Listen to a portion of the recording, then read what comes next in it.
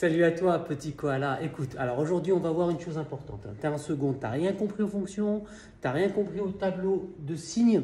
Donc, on va voir ça ensemble. C'est super simple, il suffit d'écouter. Tu as une minute et demie pour écouter, pour comprendre. Alors, ici, j'ai tracé une fonction. On va l'appeler f, la fonction f. Alors, pour faire le tableau de signes, il faut bien comprendre que tu as l'axe des abscisses et l'axe des ordonnées. Donc, imagine que l'axe des abscisses, c'est la mer, l'horizon, la mer. Tout ce qui est sous l'eau, c'est négatif. Donc, tout ce qui est sous l'eau, c'est négatif. Et tout ce qui est sur l'eau, c'est positif. Tout ce qui est sur l'eau, c'est positif. Donc là, c'est positif, là, c'est positif, c'est sur l'eau. Alors, une fois que tu as fait ça, tu as quasiment tout fait. Et puis, tu as deux points caractéristiques. Là, c'est là où ça coupe, où la courbe coupe l'axe des abscisses. Alors, donc du coup, là où elle coupe l'axe des abscisses, c'est deux points qui sont caractéristiques. On voit bien ici, moins 1 et 2. Donc, on va les mettre. Moins 1 et 2.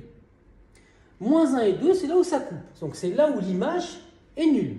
Donc, l'image est nulle. Donc, voilà, 0, 0. Ensuite, ici, on va mettre généralement, quand la fonction n'est pas complètement définie, ici, on voit bien que ça part sur l'infini. Donc là, on va avoir du moins l'infini et là, du plus l'infini. D'accord?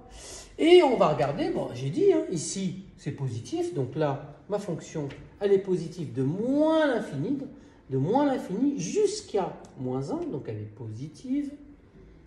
Ensuite, elle passe sous l'eau, là. Donc elle devient négative de moins 1 à 2, et puis elle repasse positif ici, de 2 à plus l'infini. Voilà, c'est terminé. J'espère que tu as bien compris. N'hésite pas à poser des questions, à poster des commentaires, à partager la vidéo dans le monde entier. Si tu le désires, ton cousin, ton ami, ta famille, que ce soit en France ou au bled ou n'importe où ailleurs, je compte sur toi.